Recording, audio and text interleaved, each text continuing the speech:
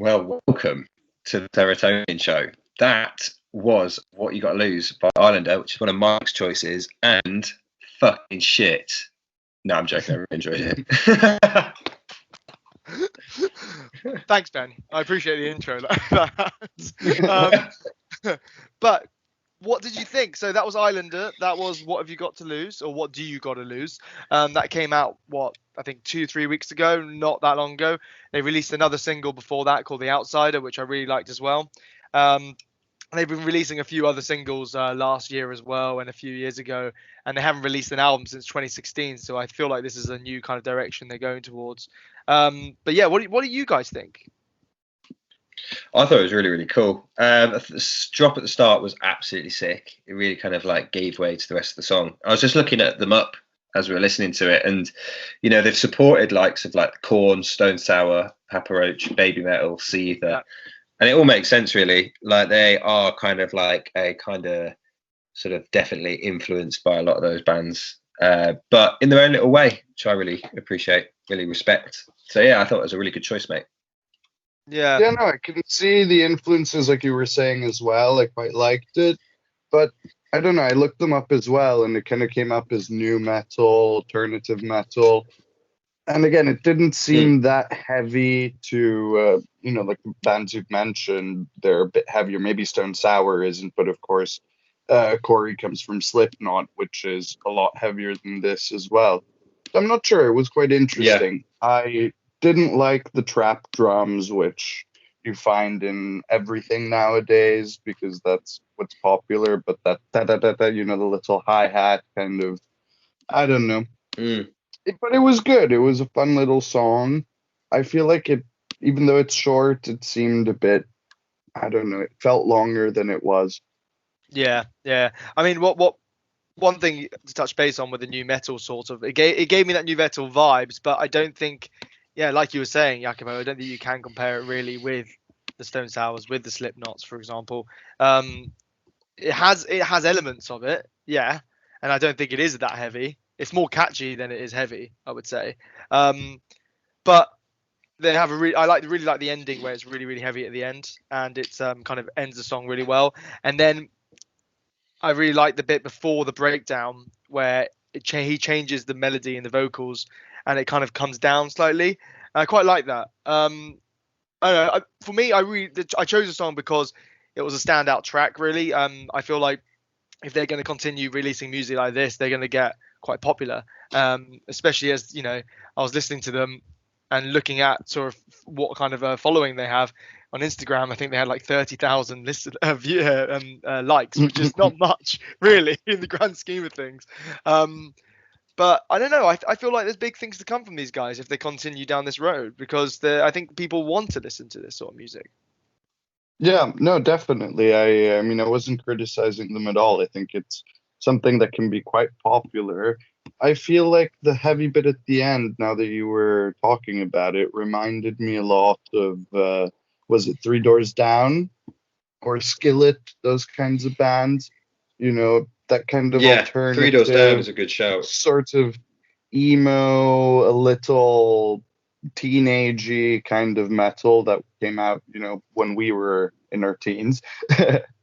But no, it was fun. So ratings. Oh, before we go on to the ratings, I actually want to quickly chat about the lyrics. So I don't know if you got anything from the lyrics on what you were listening to, but it does talk about a lot of how people's anxiety and people's fears. And when I was listening to the YouTube, when I would go on YouTube and I was watching the video, and it was talking about, you know, what do you got to lose? You can't escape the truth. You know, take back the years that you've wasted. Don't fear tomorrow, just face it. It's very like almost hope inspired. And a lot of the YouTube comments were very much going, "Oh, I needed this today. I needed to listen to this. I needed to actually." That's cool, isn't it? Actually, I needed some sort of someone to inspire me in that sort of way. And it's great because I personally like these sorts of lyrics only because for me a lot of music is all about emotion. It's about that feeling, isn't it? And I think people go to specific bands when you feel sad, when you feel happy, for example. And it's you know, I remember Day to Remember, especially, a lot of their tracks were always written about, all the lyrics were written about hope and looking to find the positives in a lot of things. And I don't know, I like that. I find that people can really connect to it, especially as it can be quite vague, and you can just connect to it in your own way.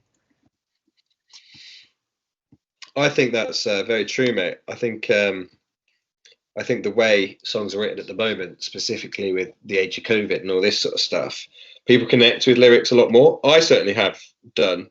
For me, and I've said it a million times on this podcast before, I listen to the songs as face value, and that includes the lyrics. Like, I don't really listen to the lyrics in the past because I just find it kind of, what if the song sounds good? It doesn't matter about the lyrics. So I listen to what I think is a happy song and then listen to the lyrics and realize it's really depressing. You know what I mean?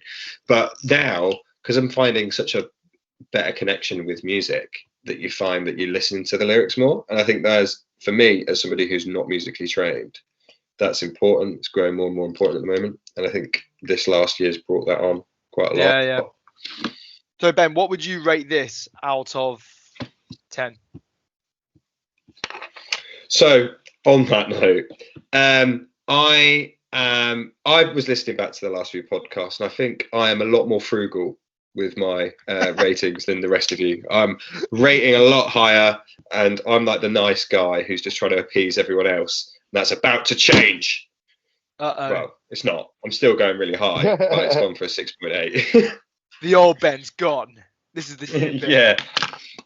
0.3 out of 10. Oh, I would love for that to be your actual ratings moving forward. All in points. No, it's 6.8. 6.8. Okay. Yeah. Can you imagine that? 0.000000103 out of 10. How do we? And that's rounded up, right? Yes, rounded up to the nearest hundredth. Brilliant. Jacopo, what about you? Yeah, so I just wanted to go back quickly to what you were saying about the lyrics, and I thought that was interesting because, like Ben was saying, you know, he's not, or you're not musically trained, so I would have expected you to be more of a lyric guy and less of a, I don't know, I would have expected just the overall sound, attention to that. Yeah. No, I just think, the overall sound for me. Yeah, that's interesting. Weird, isn't it? It's interesting. Yeah, it's weird. Yeah. No, I mean, for me, I think strange. lyrics are very important. I think it depends, obviously, how, I guess, involved you are with your listening experience. I think a lot of the stuff I listened to in the past, I listened to without paying attention to the lyrics. And then when you read the lyrics and you start hearing these things, it takes on a whole new dimension. Going back to the song and the rating, I quite liked it. I thought, like a lot of the stuff we've been listening to, it's made more with the idea of being popular or easy listening than of making necessarily good music, which is not necessarily a criticism, but it's not something that I particularly enjoy. So I'm going to give this a 5. A 5. I just felt like it was a very average, what some would define butt rock. Yeah, you know, sort of enough. 3 Doors Down, 15 Years Too Late. Fair enough. Okay. I'm going to rate it slightly higher. I'm going to go probably with a 7.5. I like the song. It's one of those songs I've added to my playlist. I would listen to it happily over and over. It's catchy, and that's half the time what I'm looking for in the song. But also, you know, it has the elements that I really like. It has the heaviness. It has the lyrics that people can connect to, and it can, you know, I can mosh to this at a gig personally. That's the way I look at it. So it's got all my little ticks. Play. Yeah, like for me, yeah, they're all the, you know, the tick boxes, and that adds all together for me to be a 7.5. So yeah, I really like the song, and I want more of this sort of stuff from Islander, and I'm really looking forward to seeing what else they bring out, or whether they're going to bring out a new album this year. I'd definitely be interested to hear more. They'd be an interesting band to go back and listen to some of their older stuff as well, because I bet there's some gems in there. Yeah, so who have we got next then? Who's up next? This is So Jacopo. next, I think so this will be Carnage by Nick Cave and Warren Ellis. So this is their latest work. I haven't really listened to it. After Skeleton Tree came out in 2016, they came out with Ghosteen in 2019. So Warren Ellis, in case the listeners don't know, is actually a member of Nick Cave and the Bad Seeds. So they've been working together forever. I think also they did a lot of film scores. I think one of the famous movies is called The Assassination of Jesse James, which they scored. So this is interesting. This is their first album as a duo rather than Bad Seeds or for a film. So I'm interested to listening what it sounds like. I mean, their sound has evolved a lot and become much more ambient-y and sort of soundscape. They removed the drums, were a lot less rock, I guess, in their past albums, and went into sort of experiments with electronics as well. So I don't know. I'm really interested to hear your thoughts. I don't think Mike will particularly like this. Can I just say, I'm really looking forward to this because Jacopo, you have spoken to me about Nick Cave at length, and I've only heard a couple of songs, and they weren't for me. But that was a few albums ago, so I'm really looking forward to this one, mate. I'm in the same boat. Yeah, it's very different, I think. So we will go back and listen to some of the older stuff at some point as well. But anyways, guys, enjoy Carnage by Nick Cave and Warren Ellis.